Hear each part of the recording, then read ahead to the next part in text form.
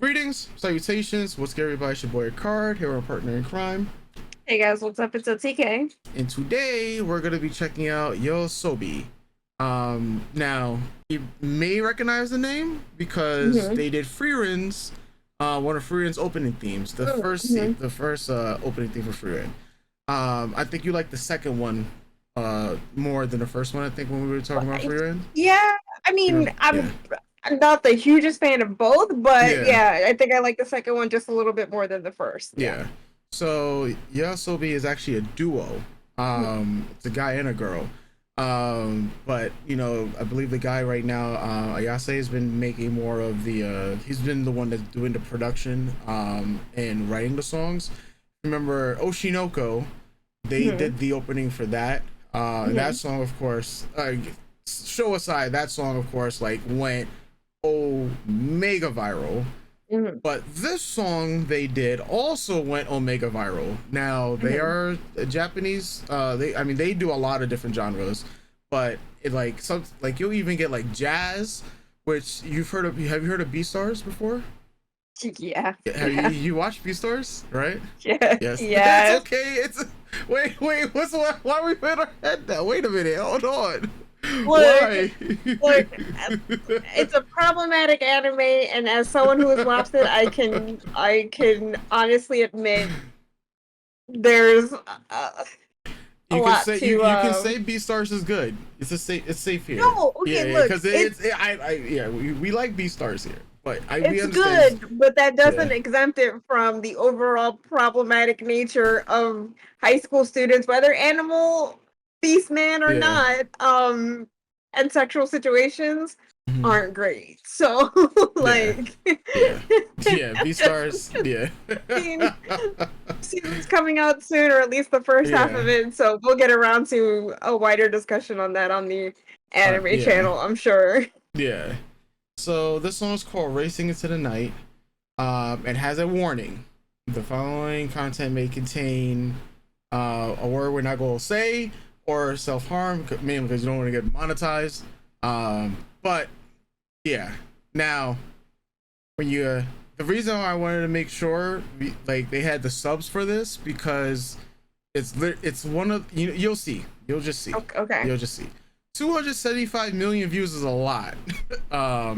So is 3 million likes. So all right, folks, this is YOASOBI's Racing Into the Night. 沈むように溶けてゆくように二人だけの空が広がる夜に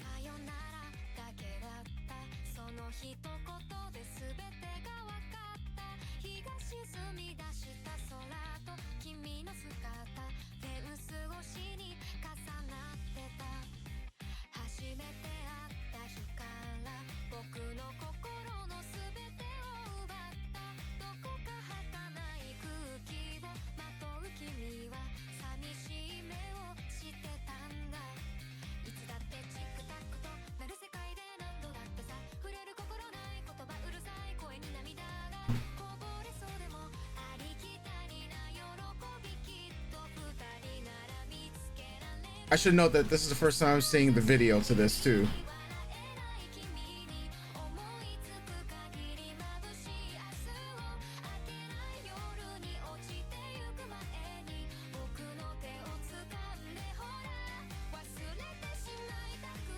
て閉じ込めた日々も抱きしめたぬくもりで溶かすから怖くないよいつか日が昇るまで二人でいよう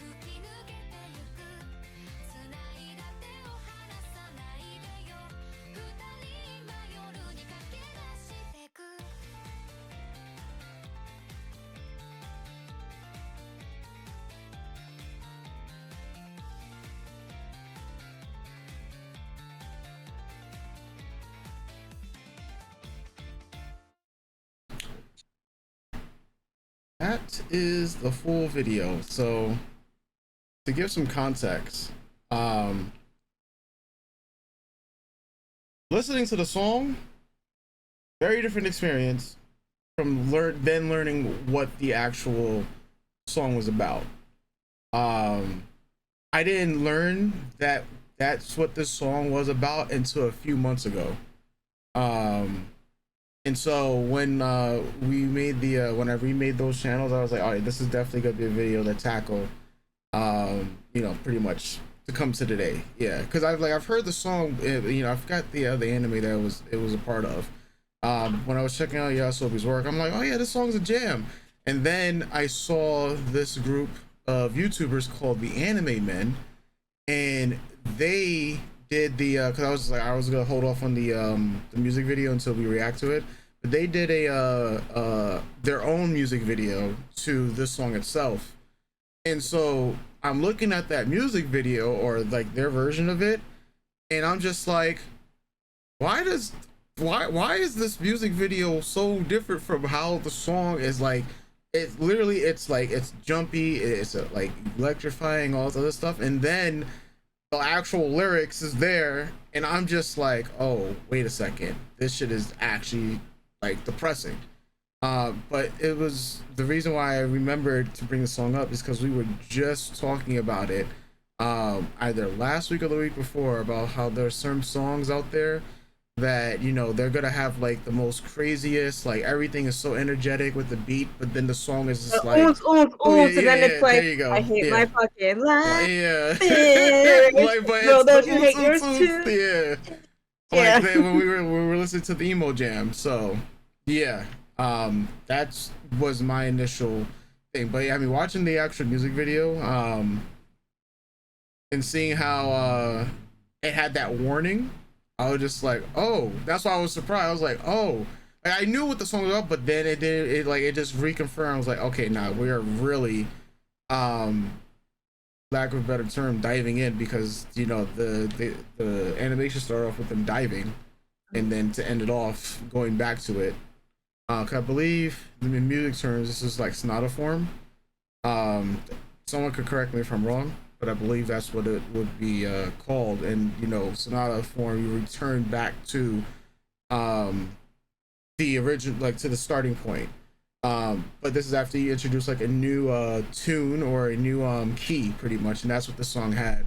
When we went from the original key starting off like this, right? And then you can hear the key difference.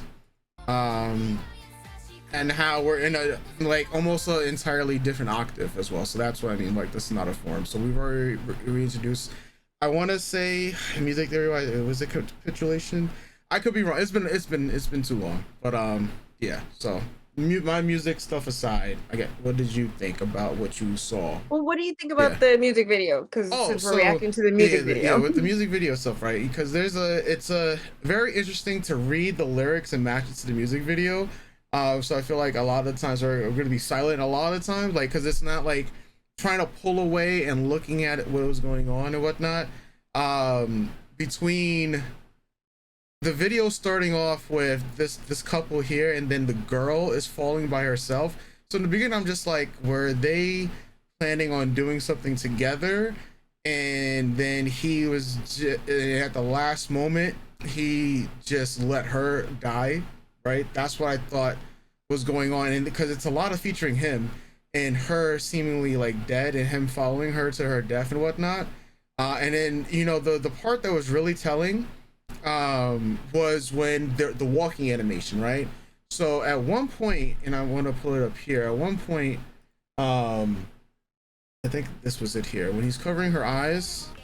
So just walking, like she's walking away, and he's like walking towards her, I believe. No, so she's walking away. And he's following in her footsteps. Yeah, and so but he's going in the opposite direction at this time, right? So because if she's going forward, it's like he's going backward type of thing, right? Then I thought maybe they're walking to each other, right? And so that's why I was like, all right, maybe he's not following her, right? And if this was gonna be like a double like suicide type of thing, and then kind of flips on the head because now he's falling, right? But it's like kind of like I believe she's already dead, or in like how it's being portrayed, and it's one of those, I don't know if he feels guilty for not following her type of thing. But then when you get to this part where they're like both falling together, like it feels like they were like both in love, but like something is a lot of it's deteriorating, like because this entire relationship looks like it's deteriorating, like him, the like the tassel around his neck and everything. And yeah, I mean, this shit is actually way more depressing than I thought it was gonna be. Especially like the some of the images with the butterfly, which could be a symbolism for her. But then knowingly how his eyes is now bleeding, because in the beginning of the video it wasn't like that. It was just her eyes, pretty much. Everything's being covered. But yeah, in the end, you actually see her eyes, and you can see his eyes. So I think at the end, it's like, this is what I wanted to mention. Like at the end, it's like I guess he like recommitted, or like to go with her. Yeah, because there was the walking. I was trying to find the walking animation again, because I think at that point they actually are walking in the same direction. And in the end, yeah, they double commit. Yeah. Those are my early thoughts, because this I think I'll have to rewatch again, type of thing. But what did you? So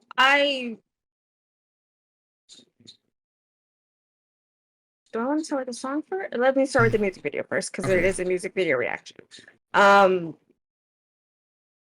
So I think when looking at the music video, this is kind of how I interpret it. Mm-hmm. We have to also look at the uses of color Mm-hmm. in this music video. Because it starts out gray, like he's showcasing like that more muddy teal, gray, blue color. Yeah. And she's accented in the pink. So when you watch the music video, it's very much just like she's highlighted in the pinks and he's lighted in the gray, green, teals. Yeah. Right. And then just certain beats of it just merging and marrying to the end where when you look at the colors, it's combining all together. Like he's stepping out of his color into her life.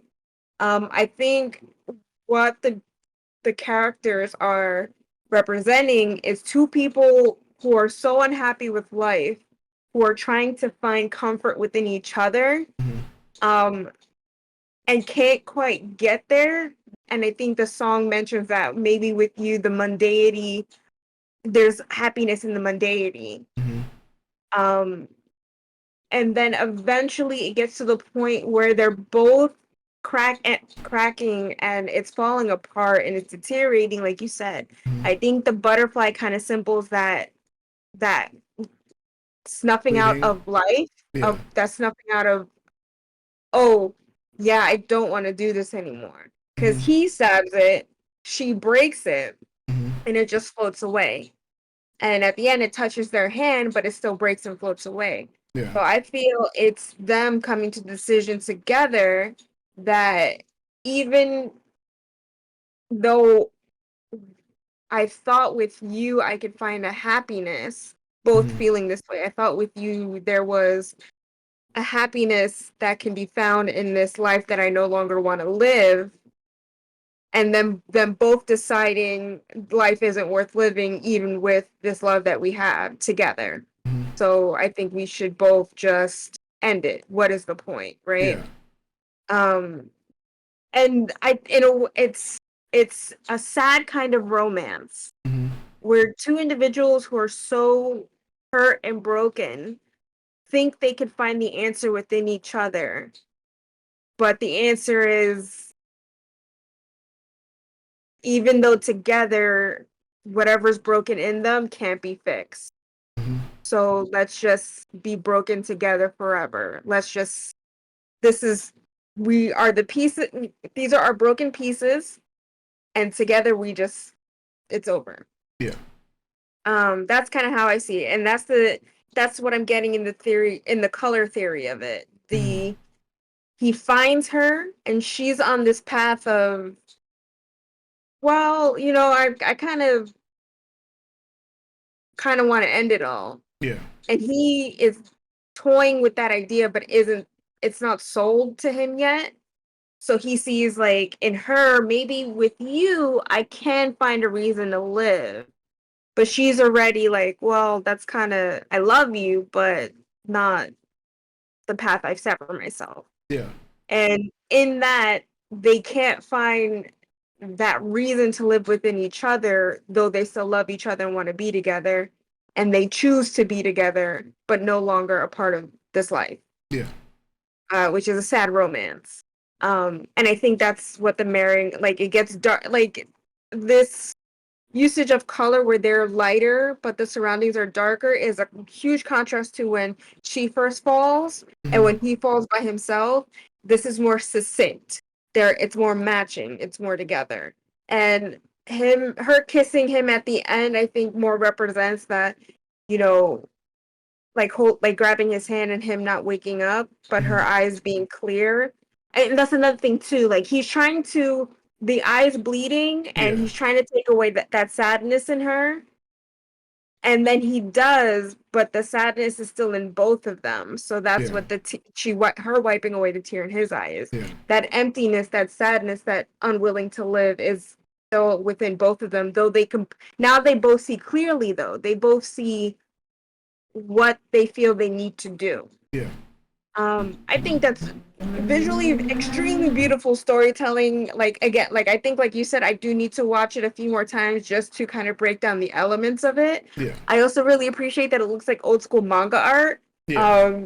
It's very nostalgic in that feeling of 70s, 80s manga art Yeah. that I think the lyrics and the music itself, it is very much that the owns, but bitch, I hate my life. Bitch, I don't wanna be here. Dun, dun, dun, dun, dun. Yeah. Like, it is that, right? But when you watch it with the music video, it kind of all makes sense to me, Mhm. because it is the story of, there is some, with the music, take away the lyrics, with the Yeah. music, there is life here through Mhm. music and the hypeness and the energy of the music, right? Yeah. But through the lyrics, there's still that hurt, that brokenness. So Yeah. it's marrying those two elements together to portray that in the video itself. I gave this video, because I want to break it down and study it, I give it a 10 out of 10. Any video that makes me want to actually study it and Yeah. appreciate the visual storytelling will always get a 10 for me. Is it the most perfect video? No. Could it is it the most cleanest animation? No, but that's not what I'm looking for. I'm looking for how the visual storytelling is relating to the verbal storytelling. Yeah. And to me, this gets a 10 out of 10. Yeah. Would you believe if I told you this was their debut? Yeah. Yes. Yeah. I believe it. Yeah, so I had to double check like how long they've been around. And it's crazy that if this is correct, only 5 years. Yeah, this is correct. They've only been around for 5 years. Like I think, like I remember them coming. Yeah, 5 years, 2019. Yeah. And I like. It's funny because this was the song that I mean for their first song, it blew up, like absolutely blew up because this is when it was like all around TikTok. Cause like I remember like a lot of the song playing, but I didn't know like the artist. And then I think around Beastars, when that opening came out, and they were the ones behind it as well.